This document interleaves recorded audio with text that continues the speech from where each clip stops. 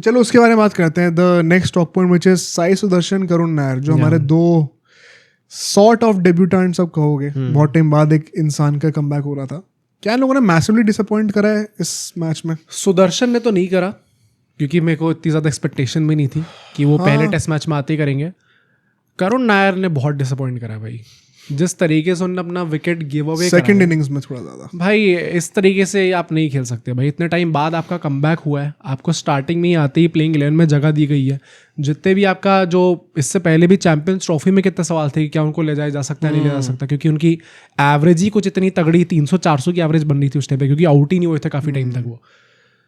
अब उसके बाद आपको मौका मिल रहा है और आपने इस तरीके से गिव अवे करा है अपनी पूरी अपॉर्चुनिटी को. अब मैं वही कहूँगा कि आप एक टेस्ट मैचेस के बेसिस पे क्या ही जज करोगे. उसमें से एक पे तो 0 पे आउट हो गए थे भाई वो. नहीं तो मैं भी दोनों ही 0 पे आउट हुए ना. हाँ, मैं ये कहना चाहता हूँ कि दिस बाय नो मीन्स हम ये कहना चाह रहे हैं कि इन दोनों को बाहर निकाल दिया जाए सेकंड टेस्ट मैच से.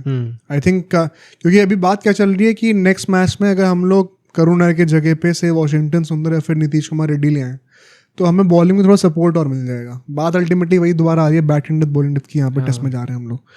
और सेकेंडली अगर हम लोग अभिमन्यु ईश्वरन को वापस लें इन पे साई सुदर्शन, जो कि मुझे लगता है अगर होगा भी तो it's justified. I don't have a problem with it. ठीक है, बट अगर अब चांस दिया है साई सुदर्शन को तो एक मैच के बाद हम निकाल नहीं सकते. मुझे लगता है एटलीस्ट 3 मैचेस तो मिलने चाहिए. After the third test match अगर आपको लगता है कि नहीं हो पा रहा कुछ, देन यू से कि आके 2 टेस्ट मैच के लिए हम कुछ चांस करेंगे. 2 टेस्ट मैच में भी जज करना इज नॉट गुड इनफ. मुझे लगता है कम से कम 3 तो 2, 6 इनिंग तो 2 कम से कम लड़के को. करुण नायर का मुझे वही लगा यार सबसे बुरी बात कि there was a lack of clarity. Sai Sudharsan का पहले इनिंग में तो बहुत सॉफ्ट डिसमिसल था. सेकंड में ही looked much better, plus he is much younger भाई. अभी ही has a lot, it's his first international game test matches में. Karun Nair has been in the state, he has played with the Dukes ball also. जिस तरीके से lack of clarity लग रही थी, there was no game plan. And I don't know क्या communication करा गया था उनसे टी के बाद चौथे दिन पर, बट बहुत अगली लग रहा था. मतलब काइंड ऑफ मोमेंटम रूइन हुआ. पहले इनिंग में तो बहुत डेस्परेट लग रहे थे ड्राइव करने के लिए on the up, and middle भी नहीं हुई थी बॉल. कैच ही बहुत अच्छा पकड़ा था बाय द वे वो. बट करुण नायर के लिए है भाई, मुझे लगता है the pressure is more on Karun Nair.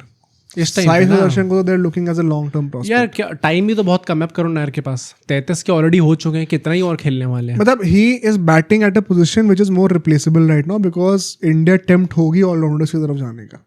तो अगर वॉशिंगटन सुंदर या नीतीश कुमार रेड्डी आएंगे भी तो वो नंबर 3 पर खेलने के लिए नहीं आएंगे, वो नंबर 6 पर ही आएंगे. तो मुझे लगता है थोड़ा सा अभी देखना पड़ेगा करुण नायर के लिए. If he does not fire in the next couple of games, you have to ponder over replacement.